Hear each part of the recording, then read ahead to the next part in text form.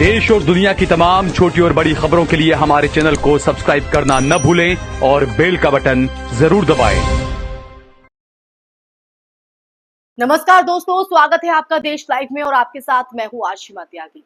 दोस्तों, कभी किसी ने ये सोचा भी नहीं था कि जिस अखबार नेशनल हेराल्ड ने भारत की आजादी के दौरान क्रांतिकारियों की एक आवाज को एक मंच दिया था, वही अखबार आजादी के 75 साल बाद राजनीतिक बदले का औजार बना दिया जाएगा। वही अखबार जिसे पंडित नेहरू ने और उनके सहयोगियों ने शुरू किया था ताकि देश की आजादी की लड़ाई को जनता तक पहुंचाया जा सके। आज उस पर मनी लॉन्ड्रिंग का ठप्पा लगाने की कोशिश की जा रही है। सवाल है कि क्या वाकई गांधी परिवार ने 5,000 करोड़ की संपत्ति हड़प ली, या ये सिर्फ राजनीतिक प्रतिशोध की पराकाष्ठा है। आज हम इसी सच्चाई पर इस चर्चा के माध्यम से नजर डालेंगे। मैं चर्चा में आगे बढ़ूं उससे पहले आप लोगों से अपील है, इंसाफ की आवाज को बुलंद करने के लिए और सच्ची पत्रकारिता के लिए हमारा यानी देश लाइव का सहयोग करें। साथ ही डिस्क्रिप्शन में दिए गए लिंक को ओपन कर ज्वाइन बटन दबाकर आप हमसे सीधा जुड़ सकते हैं। चलिए वापस लौटते हैं आज की चर्चा पर। नेशनल हेराल्ड की हम बात कर रहे हैं। अब कहानी शुरू होती है आजादी से पहले का जो दौर है उससे। नेहरू जी ने अपने साथियों के साथ नेशनल हेराल्ड नाम से एक अखबार शुरू किया जो ब्रिटिश हुकूमत की नीतियों के खिलाफ जनता की आवाज बना और जनता तक सच्चाई पहुंचाने का काम किया।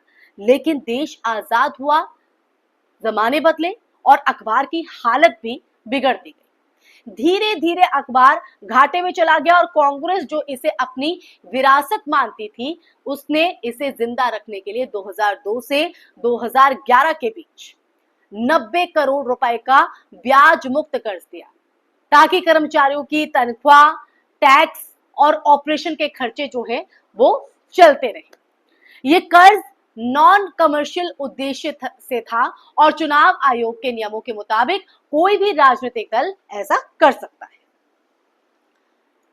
यानी पूरे नियमों के मुताबिक ये जो कर्ज है वो दिया गया, लेकिन बावजूद इसके अखबार की हालत में सुधार नहीं हुआ। अब कांग्रेस के पास दो रास्ते थे, या तो अखबार को बंद होने दे या कोई वैकल्पिक रास्ता निकाले।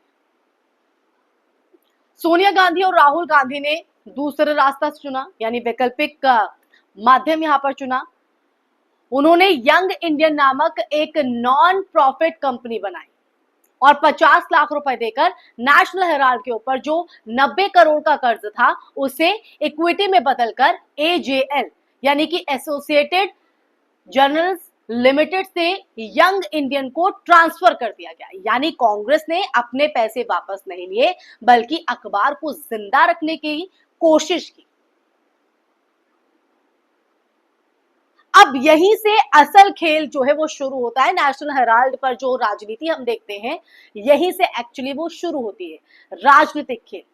सुब्रमण्यम स्वामी सामने आए और आरोप लगाया कि ये गांधी परिवार की 5,000 करोड़ की संपत्ति हड़पने की साजिश है। लेकिन जरा ठहरिए, AJL और यंग इंडियन दोनों नॉन प्रॉफिट कंपनियां हैं। अगर इसका मतलब, इसके मायने निकाले जाए तो उसका मतलब इनमें कोई भी शेयर होल्डर, चाहे राहुल हो या सोनिया गांधी हो, एक पैसा भी अपनी जेब में नहीं डाल सकते। कोई डिविडेंड नहीं, कोई तनख्वाह नहीं, कोई संपत्ति बेचने का हक नहीं। फिर सवाल उठता है कि अगर ये लूट थी तो लूटा गया जो है, लूटा अगर देखा जाए तो लूटा क्या लूटा गया? यहां स्वामी जी के साथ आ गए कुछ पुराने चेहरे, शांति भूषण जिनके पिता के पास भी अखबार के पुराने शेयर थे, और हमारे गो प्रेमी जस्टिस काटजू ने। इन सब ने आरोप लगाया कि शेयर ट्रांसफर से पहले 1057 पुराने शेयर जो होल्डर्स में से करीब 296 से जो है अनुमति नहीं ली गई। कांग्रेस का कहना है कि उन्होंने सबको नोटिस भेजे थे, कुछ तक पहुंच नहीं पाए होंगे। लेकिन सवाल फिर वही, अगर कोई नॉन प्रॉफिट संस्था घाटे में चल रही थी तो उसमें हिस्सेदारी लेकर कौन सा आर्थिक स्वार्थ साधा जा सकता था? आप ही बताइए। ये पूरा मामला असल में स्वामी जी के राजनीतिक बदले से शुरू हुआ। उन्होंने चुनाव आयोग से शिकायत की, कोर्ट गए और सालों तक केस लड़ा, मगर कोई ठोस अपराध नहीं मिला। फिर भी 2014 के बाद जब मोदी सरकार सत्ता में आई तो यही केस जीवन दान पाकर एक हथियार बन गया। 10 साल बीत गए, ईडी जांच करती रही पर कोई मनी ट्रेल, कोई अवैध लेन देन, कोई निजी संपत्ति नहीं मिली दोस्तों। फिर भी कोर्ट के आदेश के आखिरी दिन यानी कि 365वें दिन चार्जशीट दायर की गई ताकि सुर्खी बन सके। गांधी परिवार जमानत पर बाहर है, इस तरह की बड़ी बड़ी हेडलाइंस जो है वो बन सके। अब सोचिए, देश में जब अरबों के घोटाले सामने आते हैं, जहां बैंक लूटते हैं, फर्जी कंपनियां बनती हैं, नेता और उद्योगपति विदेश भाग जाते हैं, वहां एक नॉन प्रॉफिट अखबार को जिंदा रखने की कोशिश को मनी लॉन्ड्रिंग बताया जा रहा है, वो भी बिना किसी सबूत के। ये न सिर्फ हास्यास्पद है दोस्तों, बल्कि लोकतंत्र की मजाक की एक पराकाष्ठा भी है, मैं ये कहना चाहूंगी। और ये वही गांधी परिवार है जिसकी आर्थिक स्थिति हमेशा पारदर्शी रही है। राजीव गांधी के निधन के बाद सोनिया गांधी को राहुल की कॉलेज फीस भरने तक में मुश्किल हुई थी दोस्तों।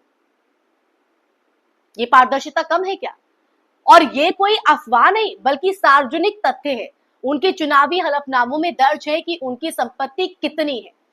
जिन लोगों ने देश को 70 साल तक सेवा दी, उन पर मोदी शासन में भ्रष्टाचार का एक सबूत भी पेश नहीं किया जा सका, एक भी सबूत। और अगर वो पेश नहीं होने के पीछे की वजह है कि कोई सबूत ऐसा है ही नहीं। फिर भी झूठा नैरेटिव जो है वो फैलाया गया, गांधी परिवार बेल पर बाहर है, क्योंकि सत्ता को ये चाहिए था कि सत्ता को एक विलन चाहिए था ताकि जनता का ध्यान बेरोजगारी, महंगाई और संस्थानों के दुरुपयोग से जो है वो हट सके। और इसी मकसद से एक अखबार जो आजादी की आवाज था, उसे भ्रष्टाचार की कहानी में बदल दिया गया दोस्तों। तो ये है दरअसल पूरी कहानी। आज की इस चर्चा के अंत में ये सोचनीय है और ये सोचना भी चाहिए कि ये मामला सिर्फ नेशनल हेराल्ड का नहीं है, ये उस विरासत की लड़ाई का है जो विचारों पर आधारित थी, ना कि धन पर। ये उस राजनीतिक लड़ाई है, वो राजनीति लड़ाई है जो कहीं ना कहीं विरोधियों को मिटाने के लिए संस्थाओं का दुरुपयोग करती है। अगर नेहरू का अखबार आज जिंदा होता तो शायद पहली हेडलाइन, आप समझ सकते हैं मैं क्या कहना चाह रही हूँ आगे, पहली हेडलाइन यही होती कि सत्य फिर संकट में है, पर इतिहास गवाह है कि झूठ की उम्र ज्यादा नहीं होती।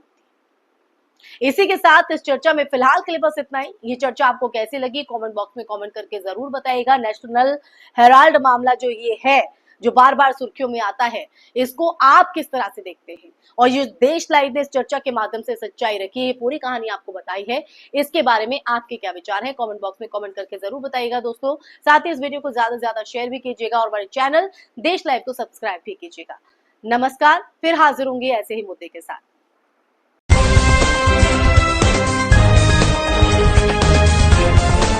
देश और दुनिया की तमाम छोटी और बड़ी खबरों के लिए हमारे चैनल को सब्सक्राइब करना न भूलें और बेल का बटन जरूर दबाएं।